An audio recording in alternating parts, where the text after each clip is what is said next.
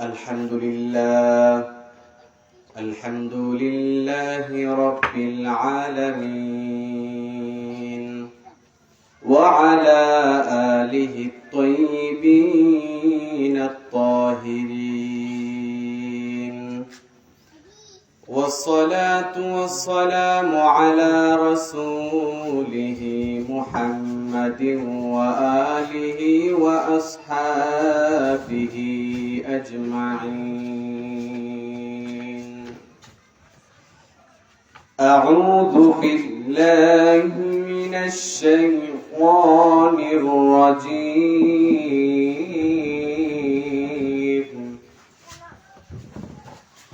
بسم الله الرحمن الرحيم.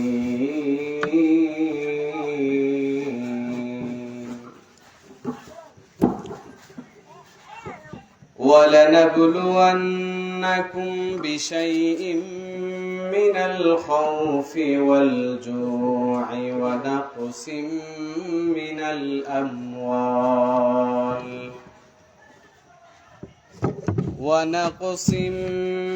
الأموال والأنفس والثمرات وبشر الصابرين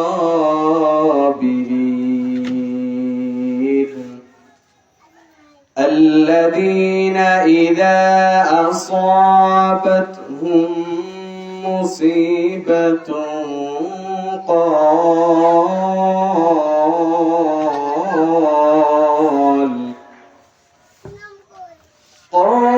قالوا إنا لله وإنا إليه راجعون.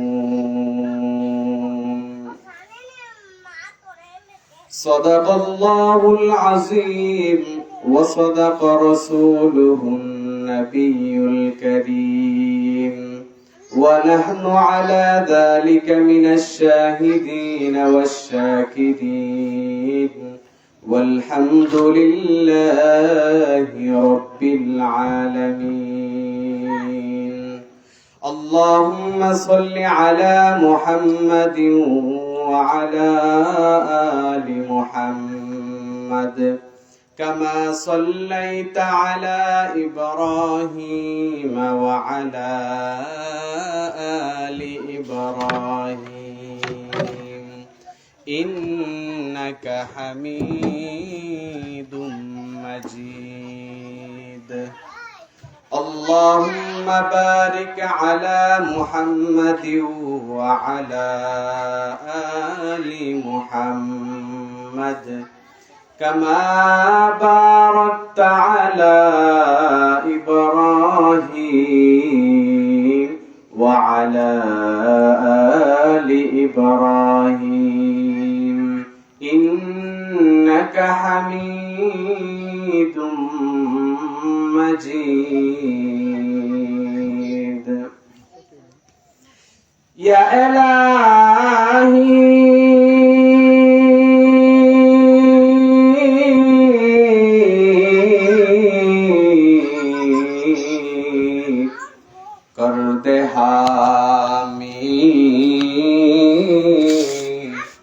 उस नबी के सामने जिसने क्या चाँद को टुकड़ा काफिरों के सामने बलगल उला बिकमालिही कशफत दुजा बिजमालिही हसनत जमीउ खिसालिही सल्लु अलैहि व आलिही।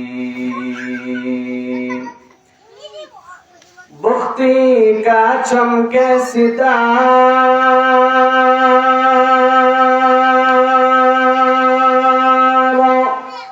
हाजिरी का हो इशारा देख कर रौज़े प्यारा बलगल उला बिकमालिही कशफत दुजा बिजमालिही हसनत जमीउ खिसालिही सल्लु अलैहि व आलिहि। प्रशंसा सभी केवल तुम्हारी, प्रशंसा सभी केवल तुम्हारी रब्बुल आलमीन। दयालु मेहेरबान করুণায় ফুরান, দয়ালু মেহেরবান করুণায় ফুরান, আর কেউ নয় তুমি মালিক শেষ বিচারের দিন। কেবল তোমারি করি ইবাদত, কেবল তোমারি চাহি নিয়ামত। দাও দিশা দাও সরল পথে, দাও দিশা দাও সরল পথে সিরাত মুস্তাকিম। আল্লাহ তাআলা আমাদেরকে সঠিক সরল পথ প্রদর্শন করুক, বলেন আমিন। হযরত শাহজালাল রহমাতুল্লাহি আলাইহি হাফিজিয়া মাদ্রাসা ও এতিমখানা সনখলা গাজীপুর সোনারগাঁর উদ্যোগে আয়োজিত 13তম বার্ষিক ইসলামী মহাসম্মেলনের উপস্থিত সম্মানিত সভাপতি ও উপস্থিত তলবে ইলম ছাত্র ভাইরা, পর্দার আড়ালে অবস্থানরত আমার শ্রদ্ধেয় সম্মানিত মা এবং বোনেরা, আল্লাহ সুবহানাহু ওয়া তাআলার দরবারে শুকরিয়া আদায় করছি যে মহান রব্বুল আলামিন আমাদেরকে দ্বীনি মজমায় কোরআনের আলোচনা শোনার জন্য আমাকে কিছু কথা বলার এবং আপনাদেরকে শোনার তৌফিকটুকু দান করেছেন। এই জন্য আমরা সকলেই অন্তরস্থল থেকে শুকরিয়া আদায় করছি, আলহামদুলিল্লাহ।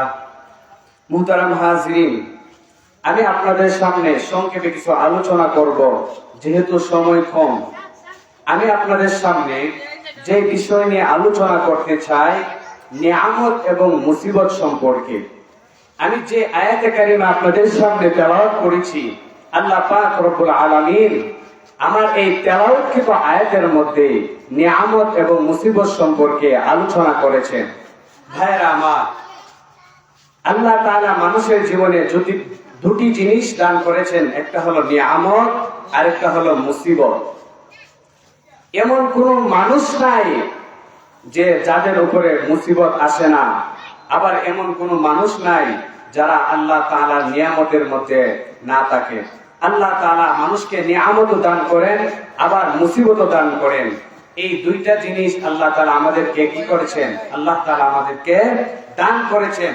শুধু তাই নয়, এই দুটি বিষয় আল্লাহ তাআলা আমাদেরকে দান করেছেন তাই নয়, এই দুটি বিষয় নিয়ামত এবং মুসিবত পয়গম্বরগণের উপরও এই মুসিবত এসেছে। শান্তির পর যেমন অশান্তি আসে, সুখের পর দুঃখের পর সুখ, সুখের পর দুঃখ, এভাবে যেমন মানুষের জীবনে লেগেই থাকে, অশান্তি যেমন মানুষের জীবনে লেগেই থাকে, আবার অশান্তির পর আল্লাহ তাআলা আমাদেরকে শান্তি দান করেন, আবার শান্তির পর অশান্তি দান করেন। এগুলোই হলো আমাদের নিত্যদিনের সাথী, এগুলো দুনিয়াতে এগুলো থাকবেই। এই দুটি জিনিস আল্লাহ তাআলা আমাদেরকে দিয়েই এই পৃথিবীতে প্রেরণ করেছেন। ভাইরা আমার, তাহলে একমাত্র স্থায়ী শান্তির ঠিকানা কি? একমাত্র স্থায়ী শান্তির ঠিকানা হচ্ছে জান্নাত। ভাইরা আমার, তাহলে এই জান্নাত যদি আমরা লাভ করতে চাই, তাহলে আল্লাহ তাআলা বিধান, রাসূলের তরিকা আমাদেরকে মেনে চলতে হবে। ভাইরা আমার, নিয়ামত এবং মুসিবত এই দুইটা জিনিস আমাদের সাথে লেগেই থাকবে।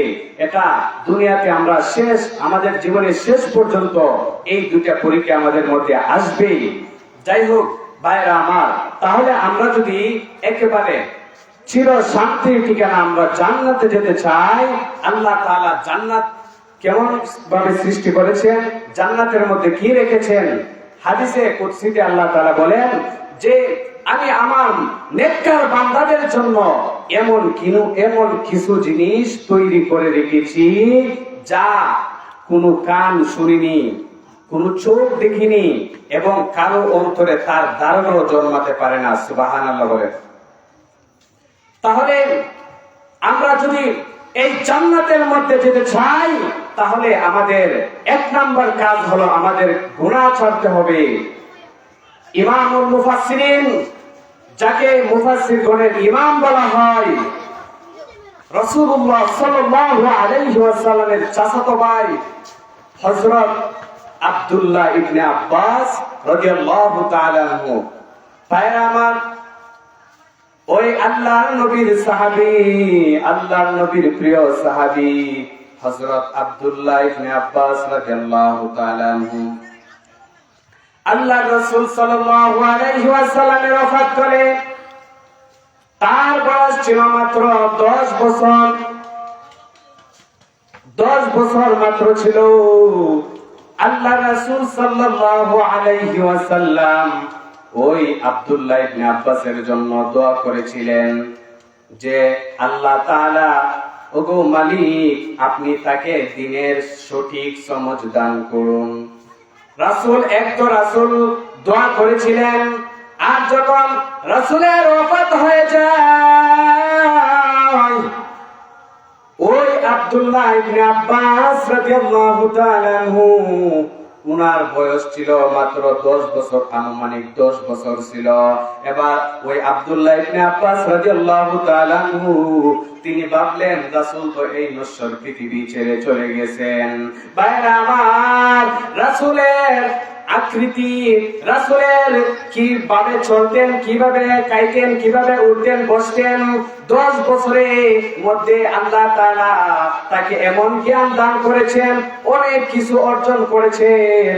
শুধু তাই নয়, এবার আব্দুল্লাহ ইবনে আব্বাস রাদিয়াল্লাহু তাআলা আনহু উনি ভাবতে লাগলেন রাসূল তো এই পৃথিবী থেকে চলে গেছেন, কিন্তু রাসূলের সান্নিধ্য বড় বড় সাহাবায়ে কেরামরা তারা তো এই দুনিয়াতে রয়েছেন। আমি তাদের কাছ থেকে গিয়ে আমি ইলম শিখবো, আমি তাদের কাছ থেকে গিয়ে আমি কোরআনের জ্ঞান অর্জন করব, আমি হাদিসের ভান্ডার অর্জন করব। এবার ওই সাহাবী সাহাবায়ে কেরামদের কাছে যাইতেন। সাহাবায়ে কেরামদের কাছে, বিজ্ঞ বড় বড় সাহাবায়ে কেরামদের কাছ থেকে গমন করতেন, তাদের কাছ থেকে কোরআন হাদিসের ইলম শিক্ষা করতেন। এক তো তিনি পরিশ্রম করেছেন, আরেক তো আল্লাহর রাসূল তার জন্য দোয়া করেছেন। ভাইরা আমার, এই পৃথিবীতে যত তাফসীর কারক দেখেন, উনার তাফসীর একমাত্র গ্রহণযোগ্য, সবাই উনাকে এক নামে চিনেন, হযরত আব্দুল্লাহ ইবনে আব্বাস রাদিয়াল্লাহু তাআলা আনহু। ওই সাহাবীর কাছে এসে এক ব্যক্তি জিজ্ঞাসা করলো, ওগো হযরত, আপনি বলুন তো দেখি, এক ব্যক্তি নেক আমল কম করে, অর্থাৎ সে ফরজ ওয়াজিবের উপর আমল করে, বেশি নেক আমল করে না, নফল ইবাদত করে না, তাসবিহ তাহলিল এগুলো বেশি পড়ে না, জিকির আজকার বেশি করে না, শুধু ফরজ ওয়াজিবের উপর আমল করে, ওই ব্যক্তি কি সব থেকে উত্তম, নাকি ওই ব্যক্তি সব থেকে উত্তম যেই ব্যক্তি অধিক পরিমাণে ইবাদত বন্দেগী করে, ফরজ ওয়াজিব আদায় করে, তাহাজ্জুদের নামাজও করে, আবার জিকির আজকারও করে,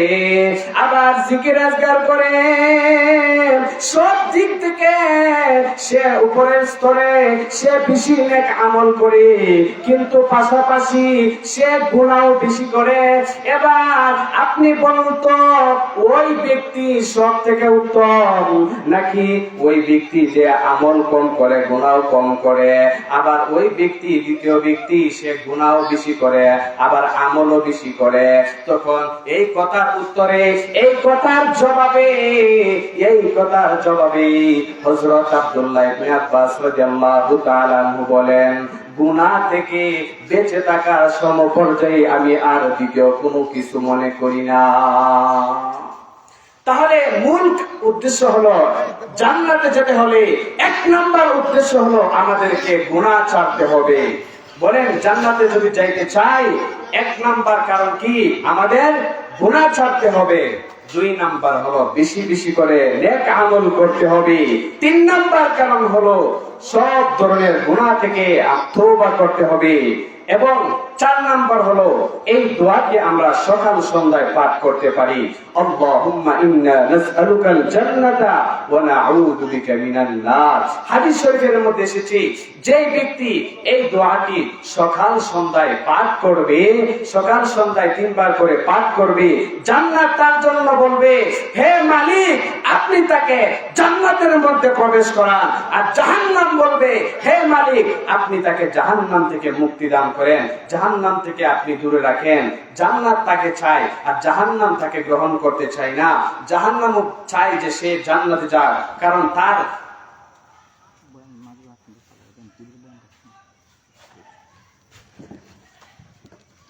তাহলে ওই ব্যক্তি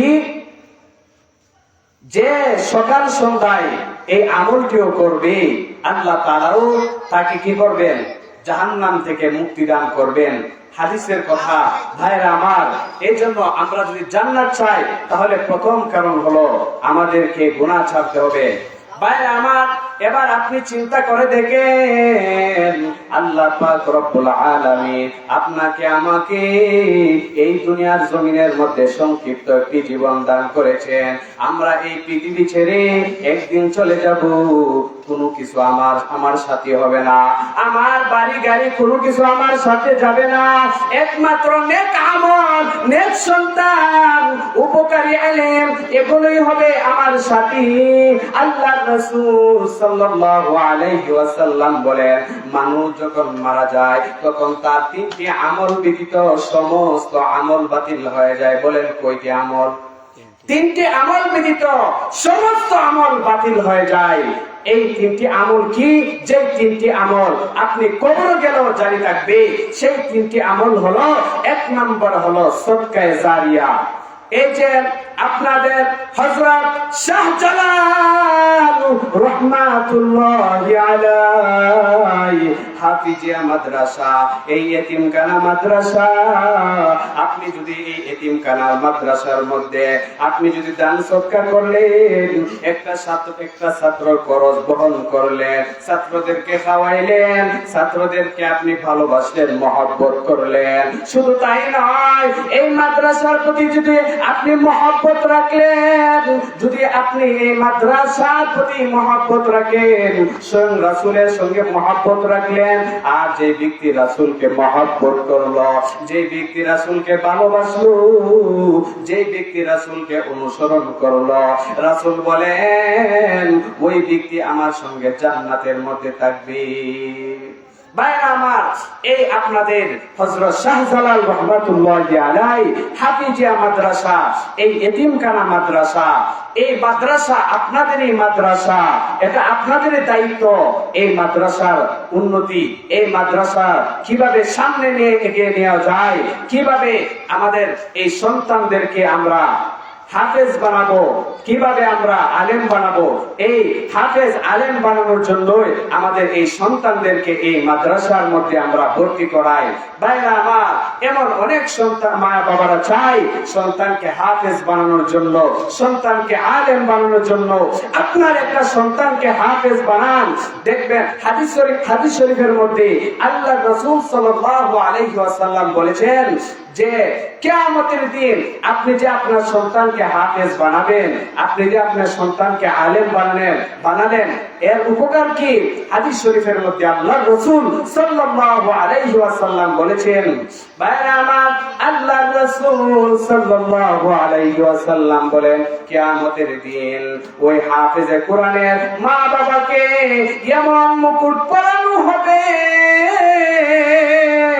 এত দামি মুকুট পরানো হবে যার আলো দুনিয়া দুনিয়ার আর সূর্যের আলো থেকে আরো বেশি হবে। এত আলো হবে যে পুরো পৃথিবীটা আলোকিত হয়ে যাবে। এত সম্মান দান করবেন। এবার চিন্তা করে দেখেন, হাফেজে কোরআনের মা বাবাকে যদি এত সম্মান দান করা হয়, তাহলে যে হাফেজ হবে, যে কোরআন হাদিসের জ্ঞান অর্জন করবে, আল্লাহ তাআলা তাকে কতই না মর্যাদা দান করবেন। এই জন্য অনেকে ভাবতে পারেন যে মাদ্রাসায় পড়ায় কি লাভ হবে। ভাইরা আমার, চিন্তা করে দেখেন, এই যে এই ক্ষণস্থায়ী দুনিয়া, এই দুনিয়া তো ছেড়ে আমাদেরকে চলে যেতে হবে, কিন্তু জান্নাত তো একটা চিরস্থায়ী, ঠিক কিনা? এই জান্নাত চিরস্থায়ী, চির শান্তির জায়গা, চির সুখের ঠিকানা একমাত্র জান্নাত। আর পৃথিবীতে কয়দিন আর বাঁচবো? এবার চিন্তা করে দেখেন, তোমার আগে এই বাড়িতে কত মানুষ বাস করেছে, সবাই গেছে, আপনিও যাবেন, আমিও যাব, আর বেশিক্ষণ এই পৃথিবীতে রইব না। এই কবি বলেন, আমার আগে এই বাড়িতে বাস করেছে অনেকজন, সবাই গেল, আমিও যাব, রইব না আর বেশিক্ষণ। আমি একটা মানুষ ছিলাম, আমার একটা নাম ছিল, সবার মতো আমার দেহে রক্ত পানি গাম ছিল। নাম ধরে কেউ বলছে না, আজ ডাকছে মরা লাশ। নাম ধরে কেউ বলছে না, আজ বলছে মরা লাশ। দাফন হবে জলদি কখন, নইলে সর্বনাশ। দাফন হবে জলদি কখন, নইলে সর্বনাশ। গায়ের জোরে দলের জোরে কথা বলেছি, অহংকার বাহাদুরির সাথে চলেছি। নাম ধরে কেউ বলছে না, আজ ডাকছে মরা লাশ। নাম ধরে কেউ বলছে না, আজ ডাকছে মরা লাশ। দাফন হবে জলদি কখন, নইলে সর্বনাশ। দাফন হবে জলদি কখন, নইলে সর্বনাশ। নাম ধরে কেউ বলছে না, আজ ডাকছে মরা লাশ। নাম ধরে কেউ বলছে না, আজ বলছে মরা লাশ। দাফন হবে জলদি কখন, নইলে সর্বনাশ। আপনি যখন মারা যাবেন, আপনাকে তারা বেশি সময় রাখবে না, কারণ লাশ কেউ গ্রহণ করতে চায় না, লাশ কেউ কিনতেও চায় না। আপনাদের এলাকার মধ্যে যদি বলা হয় অমুকের লাশ বিক্রি করা হবে, আপনি কি কিনবেন? লাশ কিনবেন? কেউ কিনবে না। এই মরা দেহ কোনো কাজে আসবে না। কিন্তু ওই ব্যক্তি যদি নেক আমল লইয়া যদি কবরে যাইতে পারে, নেককার সন্তান রাইখা যদি সে যদি কবরে যাইতে পারে, যদি এমন কোন ভালো কোন কাজ করে যায়, যেমন এই প্রতিষ্ঠানটা যে করে গেল, এই প্রতিষ্ঠানটা যে করল, এই প্রতিষ্ঠান তো কিয়ামত পর্যন্ত থাকবে। বলেন, কিয়ামত পর্যন্ত থাকবে না? এই পৃথিবী যতদিন থাকবে এই প্রতিষ্ঠান কিয়ামত পর্যন্ত থাকবে, ঠিক না? ভাই আমার, ধরেন এই মাদ্রাসা যিনি প্রতিষ্ঠা করে গেলেন তিনি দুনিয়াতে নাই, কিন্তু উনি যে একটা ভালো কাজ করে গেলেন, এটা কি সদকা জারিয়া, এটা কিয়ামত পর্যন্ত সে এর সওয়াব পেতেই থাকবে, পেতেই থাকবে। আপনি যে একজন ছাত্রকে মহব্বত করে খাওয়াইলেন, আপনি যে একজন ছাত্রকে কি করলেন, খাওয়াইলেন, ওই আপনার ঘরে খাওয়া দাওয়া করার পর সে আপনার ঘরে থেকে হাফেজ হয়েছে। যখন বড় আলেম হবে, তখন সে আপনার জন্য দোয়া করবে, হায় আমাকে অমুকে মহব্বত করে খাওয়াইতো, অমুকে ভালোবাসতো, এই জন্য আমি আলেম হতে পেরেছি। ভাইরা আমার, তখন অন্তর থেকে দোয়া আসবে আর আপনি এর দোয়ায় উপকৃত হতেই থাকবেন। ভাইরা আমার, তাহলে লাশ মানুষ যখন মারা যায়, ওই লাশ বেশি সময় রাখতে চাই না। ভাইরা আমার, আল্লাহ পাক রব্বুল আলামিন বলেন, এই পৃথিবীর মানুষেরা তোমরা শুনে রাখো, প্রত্যেকটা প্রাণীর ওই মৃত্যুর স্বাদ গ্রহণ করতে হবে। ওয়া ইন্নামা তুওয়াফাউনা উজুরাকুম ইয়াউমাল কিয়ামা ফামান যুহজিহা আনিন নারি ওয়া উদখিলাল জান্নাতা ফাকাদ ফাজ ওয়া মাল হায়াতুদ দুনিয়া ইল্লা মাতাউল গুরুর।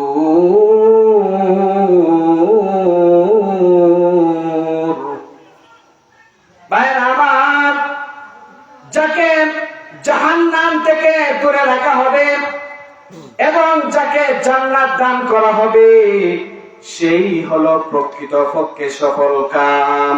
আর এই দুনিয়ার জীবন দুকাচার কিছুই নয়। আপনি এত মজবুত করে বিল্ডিং বানাইলেন, আপনি এত মজবুত করে ঘর বানাইলেন, এত আরামের বিছানা, সুখের বিছানা, সুখের বাড়ি, সব কিছু ছেড়ে তোমাকে আমাকে চলে যেতে হবে।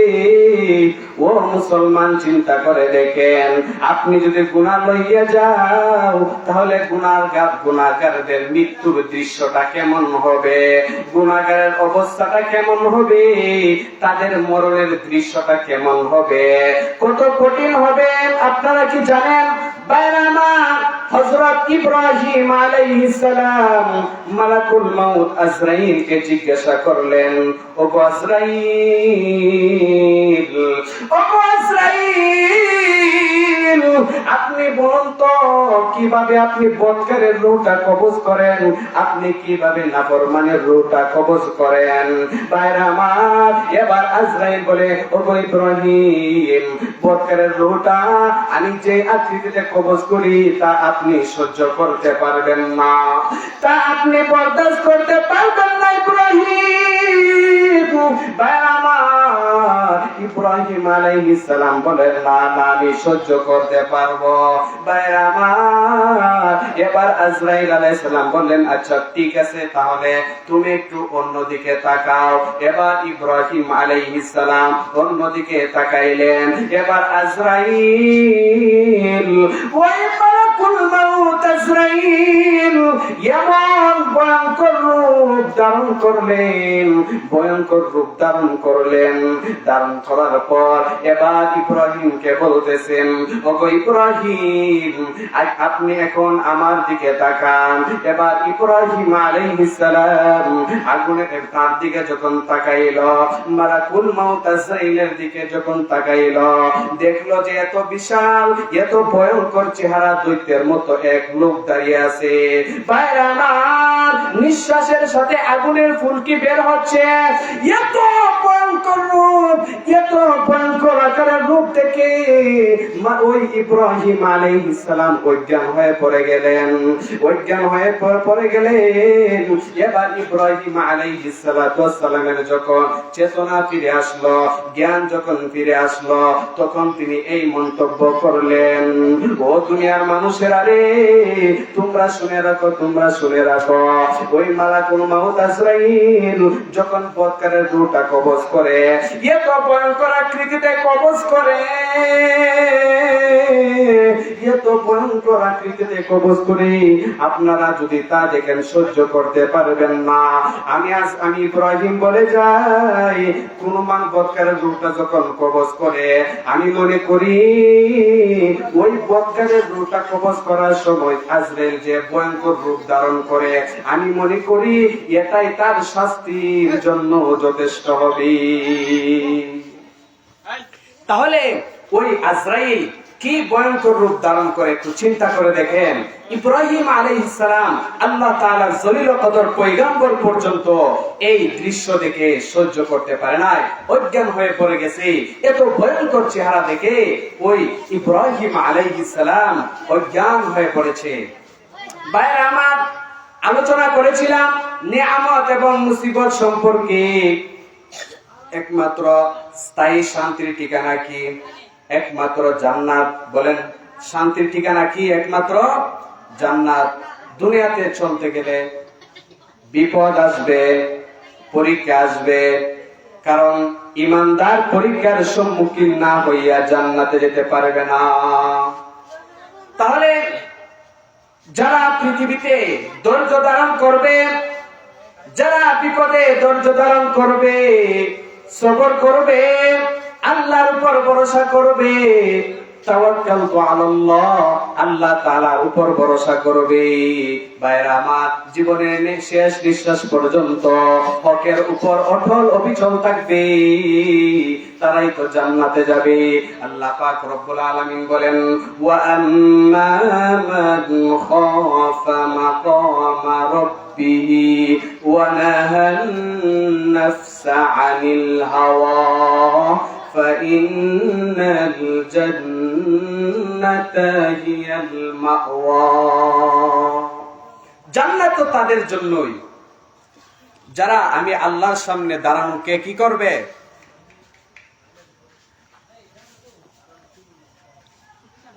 যারা আমি আল্লাহর সামনে দাঁড়ানোকে ভয় করবে এবং এই কথা ভাববে যে আমি আল্লাহর সামনে কিভাবে দাঁড়াইবো, কোন চেহারা নিয়ে দাঁড়াইবো, এবং নিজেকে সব ধরনের গুনাহ থেকে, ছোট বড় সব ধরনের গুনাহ থেকে হেফাজতে রাখে, ওই ব্যক্তির জন্যই তো জান্নাত। তাহলে যে আল্লাহকে ভয় করতে হবে, আল্লাহর সামনে দাঁড়ানোকে ভয় করতে হবে, আপনার ভিতরে ভয় নাই, ফজর যায়, জোহর যায়, আসর যায়, নামাজের কোনো খবরই নাই, কিভাবে জান্নাতের আশা করেন? জান্নাতে যেতে হলে তো আল্লাহ তাআলা কোরআনে কি বলেছেন, রাসূল কি বলেছেন? আমরা তো দাবি করি আশিকে রাসূল, কিন্তু দেখা যায় আমলের সময় আমরা একেবারে দুর্বল। ফজরের সময় আমরা ঘুমাই থাকি, এরপরে জোহর আসর এমনি হেলায় হেলায় কাটি, নামাজের কোনো খবর নাই, রোজার কোনো খবর নাই। ভাইরা আমার, একবার চিন্তা করে দেখেন, যদি বেনামাজি হইয়া তুমি কবরে যাও, আল্লাহর সামনে দাঁড়ায় কি জবাব দিবা? এই জন্য যুবক ভাইরা আমার, আল্লাহ পাক রব্বুল আলামিন তোমাকে আমাকে একটা যৌবন দান করেছেন, এই যৌবনের হিসাবও কিন্তু আল্লাহর সামনে দাঁড়ায় দিতে হবে। বলেন, আল্লাহর সামনে দাঁড়াইয়া এই যৌবনের হিসাব দিতে হবে কি হবে না? আল্লাহর সামনে দাঁড়াইয়া যৌবনকালের হিসাব দিতে হবে। ভাইরা আমার, হাদিস শরীফের মধ্যে এসেছে, কিয়ামতের দিন ওই 5 প্রকার ব্যক্তিকে বিন্দু পরিমাণও মরার সুযোগ দেওয়া হবে না। এর মধ্যে হলো যে নিজের, ওই ব্যক্তি যে নিজের যৌবনটাকে কাজে লাগাই নাই, এই যৌবন কাজের হিসাব আল্লাহ তাআলা নেবেন। এই জন্য এলাকার যুবক ভাইরা, নিজের যৌবনকে হেফাজত করো, গুনাহ করে নিজের জীবনটাকে ধ্বংস করে দিও না। ভাইরা আমার, তাহলে একমাত্র চির শান্তির ঠিকানা হলো জান্নাত। ওই জান্নাতের মধ্যে আল্লাহ পাক রব্বুল আলামিন এমন এমন নিয়ামত তৈরি করে রেখেছেন, যা কোনো চোখ দেখিনি, কোনো কান শুনিনি, কারো অন্তরে তার ধারণাও জন্মাতে পারেনি। এই সব নিয়ামত হলো আল্লাহ তাআলা জান্নাতে তৈরি করে রেখেছেন। আওয়াজ করে বলেন না সুবহানাল্লাহ। এমন সব নিয়ামত আল্লাহ তাআলা জান্নাতের মধ্যে তৈরি করে রেখেছেন। ওই জান্নাতের মধ্যে আল্লাহ পাক রব্বুল আলামিন নানান ধরনের ফল ফলাদি, গাছগাছালি, ভাইরা আমার, এমন কোন জিনিস নাই যা জান্নাতের মধ্যে আল্লাহ রাখে নাই। তোমার দুনিয়াতে মন চেয়েছিল, তুমি গুনাহ করার মন চেয়েছিল, তোমার মন চেয়েছিল সিনেমা হলে যাই, কিন্তু তুমি সিনেমা হলে যাও নাই, বরং তুমি ওয়াজের ময়দানে দৌড়াইছো, আল্লাহকে আল্লাহকে পাওয়ার জন্য মাদ্রাসা মসজিদে দৌড়াইছো, আল্লাহকে পাওয়ার জন্য তুমি সব ধরনের গুনাহ ছাড়ছো, সব ধরনের গুনাহ থেকে পরিত্যাগ নিজেকে হেফাজতে রাখছো। আল্লাহ পাক রব্বুল আলামিন ওই নেককার বান্দাদেরকে জান্নাত দান করবেন, জান্নাত দান করবেন। এই জান্নাতের মধ্যে থাকবে ফল ফলাদি, গাছ গাছালি, যা তোমার মন চায়। আমরা দেখি দুনিয়াতে যদি কোনো কিছুর যদি অভাব থাকে, তাহলে আমার কোনো এখন এই কাজ করার জন্য এই জিনিসটা প্রয়োজন, এইটা পাচ্ছি না, কোন জিনিসের অভাব দেখা দিলে মানুষের কাছে চাইতে হয়। কিন্তু আল্লাহ তাআলা জান্নাতের মধ্যে তোমার আমার জন্য এমন এমন নিয়ামত তৈরি করে রেখেছেন যে কেউ কারো কাছে তোমার কোনো টাকাও পড়বে না, তুমি কারো কাছে গিয়ে চাইতেও হবে না। আল্লাহ পাক রব্বুল আলামিন যখন তুমি যা চাইবা তাই তোমাকে দান করবেন। ভাই আমার, এই হলো চির সুখের ঠিকানা, চির শান্তির জায়গা জান্নাত, আর চির শান্তির জায়গা জাহান্নাম। এই জাহান্নামের মধ্যে জাহান্নামীরা অনবরত জ্বলতেই থাকবে, জ্বলতেই থাকবে। ভাই আমার, জাহান্নাম কেমন ভয়ঙ্কর জানি, জাহান্নাম কেমন ভয়ঙ্কর। ওই জাহান্নামী যখন জাহান্নামীকে জাহান্নামের মধ্যে নিক্ষেপ করা হবে, ওই জাহান্নামী এত আযাব ভোগ করবে যে জাহান্নামী সে তা সহ্য করতে পারবে না। ওই জাহান্নামী সহ্য করতে না পেরে মালিক ফেরেশতাকে ডাকবে, ওয়ানাদাউ ইয়া মালিকু লিয়াকদি আলাইনা রাব্বুক ক্বালা ইন্নাকুম মাকিসুন। বাইরে আমার, ওই জাহান্নামের দারোগা মালিক ফেরেশতাকে বলবে, ও মালিক, আপনার প্রভু যদি আমাদেরকে একবারে শেষ করে দিতেন, আপনার প্রভু যদি আমাদেরকে একবারে শেষ করে দিতেন, তখন ওই মালিক 1000 বছর পর জবাব দিবে, ইন্নাকুম মাকিসুন। তোমাদের এটাই হলো তোমাদের আসল ঠিকানা, তোমরা এই জাহান্নামের মধ্যে চিরকাল থাকবে। ভাইরা আমার, এবার চিন্তা করে দেখেন, আমরা তো দুনিয়ার সাধারণ আগুনই সহ্য করতে পারি না।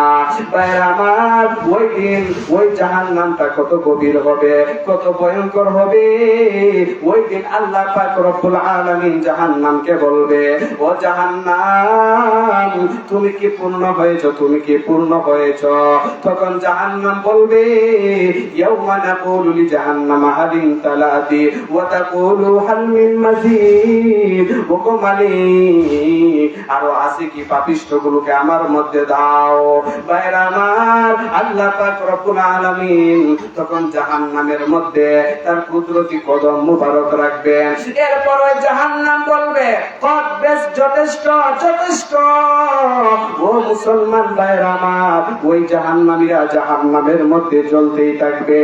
ভাইরা আমার, এবার চিন্তা করে দেখেন, আমরা দুনিয়ার সাধারণ আগুন সহ্য করতে পারি না, দুনিয়ার একটা বেতের আঘাত সহ্য করতে পারি না, আর আমরা কিভাবে জাহান্নামের আগুন সহ্য করব? ও ভাইরা আমার, জাহান্নামীদের জন্য এমন আযাব আল্লাহ তাআলা জাহান্নামের মধ্যে রেখেছেন। জাহান্নামীদেরকে এত ভারী পাথর দিয়ে পিটানো হবে, এত ভারী পাথর দিয়ে পিটানো হবে যে দুনিয়ার সমস্ত মানুষ এবং সমস্ত মানুষ এবং জিনরা পর্যন্ত মিলে ওই ভারী হাতুড়ি তুলতে পারবে না। এমন ভারী হাতুড়ি দিয়ে জাহান্নামীদেরকে পিটানো হবে, জাহান্নামীদেরকে পিটানো হবে, আর তারা চিৎকার করবে, আর্তনাদ করবে, কোনো কাজে আসবে না।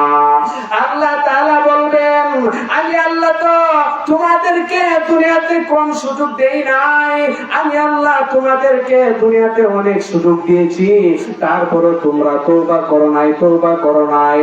ও মুসলমান ভাইরা আমার, তাহলে চির অশান্তির ঠিকানা হলো একমাত্র জাহান্নাম, যেখানের মধ্যে কোনো আযাবের কোনো শেষ নাই, শুধু আযাব আর আযাব। ভাইরা আমার, তাহলে একমাত্র শান্তির ঠিকানা জান্নাত আর অশান্তির ঠিকানা জাহান্নাম। তাহলে আল্লাহ তাআলা আমাদের মানুষের জীবনে দুইটি জিনিস জারি রেখেছেন, নিয়ামত এবং মুসিবত। নিয়ামত কেন দান করেছেন? আপনি নিয়ামত পাওয়ার পর তখন আপনার ভিতরে যদি এই চিন্তা থাকে যে আমি অনন্তকালের নিয়ামত হারাতে চাই না, আমি অনন্তকালের নিয়ামত হারাতে চাই না, এই বলে যদি বান্দা যদি সে অনন্তকালের নিয়ামত পাওয়ার জন্য সে দুনিয়াকে প্রাধান্য না দিয়ে বরং আখিরাতকে প্রাধান্য দেয়, এটাই হলো মুসিবতের মূল উদ্দেশ্য। আল্লাহ পাক রব্বুল আলামিন মানুষকে নিয়ামত এবং মুসিবত এই জন্য দান করে দেন, নিয়ামত পাওয়ার পর সে যদি বুঝে যে না আমি পরকালের নিয়ামত চাই, আর মুসিবত দেওয়ার পর মুসিবত তার পর যখন আসে সে যখন বলে না আমি অনন্তকালের মুসিবত থেকে আমি মুক্তি চাই, তাহলে সে নিজেকে গুনাহ থেকে বিরত রাখার জন্য চেষ্টা করবে। এই জন্য আল্লাহ তাআলা নিয়ামত এবং মুসিবত দুটি জিনিস দুনিয়াতে জারি রেখেছেন। কয়টি জিনিস জারি রেখেছেন? দুইটি জিনিস জারি রেখেছেন, নিয়ামত এবং মুসিবত। এই জন্য যাদের বাড়ি গাড়ি টাকা পয়সা সবই আছে, কোনো কিছুর অভাব নাই, এখন আপনি যদি চান যে আমি তো দুনিয়াতে শান্তিতে আছি, পরকালে আমি শান্তিতে থাকতে চাই, তাহলে পরকালে যদি শান্তিতে থাকতে চান তাহলে এবার আপনি চিন্তা করে দেখেন, পরকালে শান্তিতে থাকতে হলে আপনি দুনিয়ার জীবনকে প্রাধান্য না দিয়ে দুনিয়াতে আপনি কাজ করেন, ব্যবসা করেন, যাই করেন হালাল উপার্জন করবেন, পাশে আপনি ইবাদত বندگی নামাজ কালাম ঠিক মতে আদায় করেন, আর পর আল্লাহর কাছে বলেন যেন আল্লাহ তাআলা যেন দুনিয়াতে যেমন শান্তিতে রেখেছেন পরকালেও যেন শান্তিতে রাখেন। আর যারা মুসিবতের মধ্যে আছেন আল্লাহর কাছে দোয়া করেন, হে আল্লাহ জাহান্নামের আগুনকে আমরা ভয় পাই, আল্লাহ গো এই দুনিয়ার সাধারণ আযাবই আমরা সহ্য করতে পারি না, এই পরকালে আমরা কিভাবে জাহান্নামের আগুন সহ্য করতে পারবো। এই চিন্তা করেন যে পরকালে মুসিবত আমরা পরকালে জাহান্নাম আমরা সহ্য করতে পারবো না, এই জন্য এই বিপদ আপদ যখন আসবে তখন আরো বেশি বেশি সবর করবেন, বেশি বেশি আল্লাহর ইবাদত জিকির আজকার আরো বেশি করবেন। আর এর থেকে শিক্ষা নেবেন যে এই পরীক্ষা যদি আমি সহ্য করতে না পারি, এই সাধারণ মুসিবত যদি আমি সহ্য করতে না পারি, তাহলে আমি পরকালে আমি জাহান্নামের আগুন যখন আমাকে জাহান্নামে নিক্ষেপ করা হবে তখন আমার কি অবস্থা হবে। এই জন্য নিজেকে সব ধরনের গুনাহ থেকে বিরত রাখবেন। আমি চারটা কথা বলেছিলাম জাহান্নাম থেকে বাঁচার জন্য, চারটি উপায় বলেছিলাম। 1 নম্বরে গুনাহ ছাড়তে হবে, 2 নম্বর সব ধরনের গুনাহ থেকে তওবা করতে হবে, 3 নম্বর হলো বেশি বেশি করে নেক আমল করতে হবে, আর 4 নম্বর হলো সকাল সন্ধ্যায় 3 বার করে এই দোয়াটি পাঠ করবেন, আল্লাহুম্মা ইন্না নাসআলুকাল জান্নাতা ওয়া নাউযু বিকা মিনান নার। এই আমলগুলো যদি করতে পারেন তাহলে আপনি থাকবেন চির শান্তির ঠিকানা জান্নাতের মধ্যে থাকবেন। তাহলে আমরা চির শান্তির ঠিকানা জান্নাত, আমরা জান্নাতে যেতে চাই কি চাই না? অবশ্যই আমরা সবাই জান্নাতে যেতে চাই। তাহলে দেখেন আল্লাহ তাআলা কাফের বেঈমানদেরকে দুনিয়াতে দেখবেন আল্লাহ তাআলা তাদেরকে শক্তি ক্ষমতা ধন দৌলত বেশি দিয়ে থাকেন। কেন কাফের মুশরিকদেরকে আল্লাহ তাআলা দুনিয়াতে সুখের সামগ্রী দান করেন? কারণ মানুষ যখন নেক আমল করবে তখন তো তাকে নেক আমলের প্রতিদান দেওয়া হবে, ভালো কাজ করলে ভালো কাজের কি প্রতিদান দেওয়া হবে। কারণ কাফের মুশরিক তারা তো অনন্তকাল জান্নাত থেকে তারা তো বঞ্চিত, কারণ তারা তো জান্নাতে যেতে পারবে না, তারা তো চির জাহান্নামের মধ্যে থাকবে। এই জন্য আল্লাহ তাআলা কাফের মুশরিকদেরকে দুনিয়াতে শান্তি বেশি দিয়ে থাকেন, নিয়ামত বেশি দিয়ে থাকেন, কারণ তারা তো চিরস্থায়ী জাহান্নামের মধ্যে চলবে, তারা তো জান্নাত থেকে বঞ্চিত। এই জন্য আল্লাহ তাআলা তাদেরকে দুনিয়াতেই শান্তি দিয়ে থাকেন, তারা পরকালে কখনো তারা জান্নাতের মধ্যে যেতে পারবে না। ভাইরা আমার, এই দুনিয়াতে মুসিবত এটা এমন একটা জিনিস তোমার জীবনের শেষ পর্যন্ত এই মুসিবত লেগেই থাকবে। পৃথিবীতে কেউ বলতে পারবে না যে আমরা সুখী, বরং তাদের ভিতরেও কিন্তু অশান্তি আছে, তাদের ভিতরেও কষ্ট আছে। ভাইরা আমার, হযরত খিজির আলাইহিস সালাম রাস্তা দিয়ে চলতেছেন, হঠাৎ করে এক ব্যক্তির সঙ্গে সাক্ষাৎ হয়ে গেল। ওই ব্যক্তি হযরত খিজির আলাইহিস সালামকে বলতেছেন, ওগো হযরত, আমার মধ্যে এত পেরেশানি, এত দুঃখ কষ্ট, ওগো হযরত, আপনি আল্লাহর কাছে দোয়া করুন, আল্লাহ তাআলা যেন আমাকে মুসিবত থেকে যেন মুক্তি দান করেন, আমার উপর যেন বিপদ আপদ না আসে। ওই খিজির আলাইহিস সালামের কাছে বলল যে আপনি আল্লাহর কাছে দোয়া করুন। ভাইরা আমার, এবার খিজির আলাইহিস সালাম বললেন, ও ভাই আমার, এই দোয়া করা তো এটা তো অসম্ভব বিষয়, আমি তো তোমার জন্য অসম্ভব বিষয়ের জন্য দোয়া করতে পারবো না, আমি তোমার জন্য অসম্ভব বিষয়ের জন্য দোয়া করতে পারবো না। তখন খিজির আলাইহিস সালাম বললেন, আমি তোমার জন্য যেহেতু অসম্ভব দোয়া করতে পারবো না, তখন খিজির আলাইহিস সালাম তাকে বললেন, তাহলে তুমি এমন সুখী মানুষের সন্ধান করো যে তোমার দৃষ্টিতে সুখী, তুমি তার মতো হতে চাচ্ছ। এবার সে সুখী মানুষের সন্ধান করতে লাগলো, দেখলো যে অমুকের তো বাড়ি গাড়ি টাকা পয়সার অভাব নাই, আবার দেখলো পাশাপাশি তার কি আছে, অশান্তিও আছে, পেরেশানিও আছে। আবার আরেক ব্যক্তির প্রতি নজর পড়লো, তার ভিতরে দেখে অশান্তি আছে, তার বাড়ি গাড়ি সবই আছে, কিন্তু অশান্তিও তার মধ্যে রয়েছে। আবার আরেক ব্যক্তির দিকে নজর পড়লো, দেখলো তার বাড়ি গাড়ি সোনা দানা সব কিছু আছে। এবার দেখলো যে তার চাকর বাকর কোনো কিছুর অভাব নাই, সব কিছু আছে। এবার তার পাশে এক সুদর্শন যুবকও বসা আছে। এবার ওই ইসলামের কাছে প্রার্থনা করব যে আমি অমুকের মতো সুখী হতে চাই, তাই ওই ব্যক্তির কাছে গিয়ে কি কথা বলে আসি। এবার ওই ব্যক্তির কাছে গিয়া সব কথা বলল। তখন ওই ব্যক্তি বলল, তুমি যে আমার ভাবতেছো আমি সুখী, আসলে আমি সুখী নাই। এই যে সুখী সন্তানটা দেখতেছো, সে আসলে প্রকৃতপক্ষে আমার সন্তান নয়, কারণ আমার স্ত্রী সে একজন নষ্টা মহিলা, সে অপর পুরুষের সঙ্গে মেলামেশা করে। এই যখন এভাবে যখন তার দুঃখের কষ্ট বোঝাই সব প্রকাশ করলো, তখন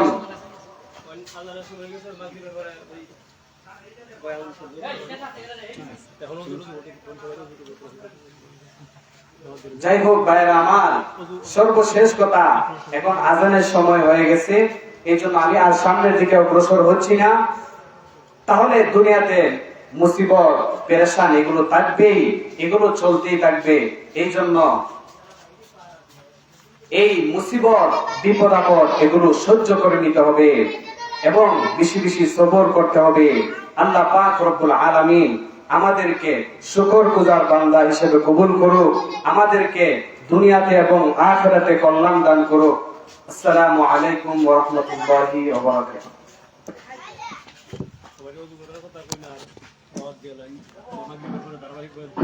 সম্মানিত মুসলমান, এখন আদানের সময় হয়ে গেছে।